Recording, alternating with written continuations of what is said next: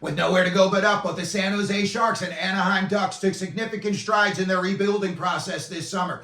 So today we're going to take a little side-by-side comparison of all the offseason moves that they made, give them a letter grade, and at the end let you know how many points we think each team will finish next season with. Hey everybody, welcome in to Clearing the Benches, your one-stop shop for hockey content. If you go ahead and hit your subscribe button right now, you'll be sure to be in on all of our future videos. Well, everybody knows the story from last year. These were two of the three bottom feeders along with the Chicago Blackhawks, but both have made a lot of moves this summer. So let's take a look at what those moves are. First off, in San Jose, David Quinn is out as head coach and Ryan Warsofsky is their new head coach. Over in Anaheim, Greg Cronin is coming back for his second year behind the bench. So you've got two relatively unknown young coaches coaching both of these two teams. When we take a look at the goaltending situation, let's look at San Jose, and they are rolling it back status quo, as are the Anaheim Ducks. And in San Jose, they're bringing back Vitek Vanacek and Mackenzie Blackwood. I saw that they are still paying Martin Jones $1.67 million a year for the next 3 years. In Anaheim, same thing. They're bringing back John Gibson and Lucas Dostal. I saw that they signed Vyacheslav Buteas to a 2-year deal as their insurance policy. Something happened to Gibson or Dostal. When we go over to San Jose, let's look at what they did on the back end. And the first thing they did was sign Henry Thrun for 2 more years. They're bringing Ty Emberson back for another year. And they also signed recent draft pick Sam Dickinson. I think they got themselves a steal when Dickinson dropped down to them, and they signed him to his 3-year entry-level contract. They also signed Jimmy Schultz on a 1-year, 2-way deal. They signed Lucas Carlson to a 2-year, 2-way deal. They traded for Jake Wallman from the Detroit Red Wings, and they signed Luca Gagnoni to his 3-year entry-level contract. Let's go out to Anaheim and see what they did on their back end. And I think the first thing they did was a very great, good move. And they bought in Brian Dumoulin, and he's got 1 year left on his deal. I think he's going to be an excellent mentor for some of the younger kids that they've got on the back end out in Anaheim. They also signed Urho Vakanainen to a 1-year deal. They signed Rodwin Dionico to his 3-year entry-level contract. But however, they did not qualify Gustav Lindstrom. So let's take a look back over in San Jose. And the first thing they did was they signed Colin Graff to his 3-year ELC. He is not a very familiar name, but he will be very soon. This kid is a gamer. They also signed recent draft pick, 4th overall a couple of years ago, Will Smith to his 3-year ELC. They claimed Barclay Goodrow off waivers from the New York Rangers, so he's going back to San Jose. Another great mentor, a guy who's going to bring toughness, grit, not afraid to drop the gloves, and for sure he's going to be able to teach all of these young kids how to be the consummate professional. They also signed Ty Dellandrea, and that was a big signing in my opinion, and they signed him for 2 years from the Dallas Stars. They signed Luke Kunin on a 1-year deal. They signed big body Justin Bailey on a 1-year, 2-way deal. They signed Tyler Toffoli to a 4-year, $24 million contract. They also signed Alex Wenberg, 2 years, $10 million. That's a little bit pricey for my opinion. Then they signed Andrew Pedorovsky to a 2-year, 2-way deal. They signed Carl Grundstrom, formerly of the Los Angeles Kings, 2 years, $3.6 million deal. And then, of course, their big news all summer long was that they drafted and then signed Macklin Celebrini.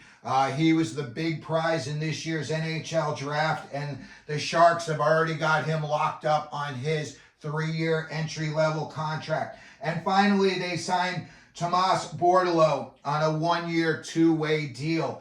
Let's look at what they did over in Anaheim. And the first thing we're going to start off with is there has still Not been any movement on the Trevor Zegras front. I thought along with Matt Barzal, he would have been one of the two big names that got moved at the NHL draft, but I was incorrect on that. So we'll have to keep an eye on it, and let's see what happens with Trevor Zegras. A couple of years ago, he was the face of the franchise. And they were trying to make him, the face of the NHL when they put him on the cover of the video game. But last year, due to injury and just poor play, he took a huge step back. So we'll definitely be keeping an eye and see what happens over in Anaheim concerning Trevor Zegras. However, the first thing they did was they signed Nikita Nesterenko to a one-year, two-way deal up front. They also signed Pavel Regina to a one-year, two-way deal. They signed Stein Soberg to his 3-year entry-level contract, and the Ducks are high on Soberg. They also, they went out on a limb when they drafted this kid, but he's very Pat Verbeek-esque, their GM, and they drafted number 3 overall, and have already signed Beckett Seneca, and he is just going to be really a spectacle to watch over in Anaheim with all of the other good players they've got. He could just blend in perfectly and really become a superstar. We'll have to keep our eye on that one. They also signed Carson Meyer on a one-year, two-way deal. They traded for Robbie Fabry, and they gave up Gabe Helander in that trade. And then they signed Jansen Harkins on a 2-year deal. They signed Brett Leeson on a 1-year deal. And they also signed Isaac Lundstrom, bringing him back on a 1-year deal. When I give both of these two teams a grade, I think both of them, they made a lot of moves, but I think that the moves that the Sharks made, in my opinion, were significantly, I would say, a whole letter grade better than what the Ducks did. So when we start off with San Jose and their overall letter grade, I am going to give it a B-. Let me tell you, Celebrini, Smith, Dickinson, Graf, Thrun, they're all going to be big part of the San Jose Sharks' future. They've got some good depth signings in Gaudreau and Dellandrea. When it comes to where I think they're going to wind up, I do believe that they're going to be last again in the Pacific. However, I do think that they're going to improve, and they will finish next season with 55 or more points. So I'm going to give them a letter grade of a B- in San Jose. Not as thrilled with what the Ducks did. I'm going to give them an overall grade of a C-, and that's because I think Brian Dumoulin's going to be a good mentor to the youngsters on the D, but I thought there was going to be a Zegras trade by now, and I thought it would be a blockbuster, and I thought that there would be, maybe another big name that came back in return for Zegras, but we'll just have to keep watching that situation. I think also, too, when you took Beckett Seneca 3rd overall, now you're putting him in boom or bust territory. And I'm hoping for the NHL and the Ducks' sake that he is a boom. Obviously, I don't think the Ducks are going to make next year's playoffs. I think they're going to be in contention with the Sharks for last place in the Pacific.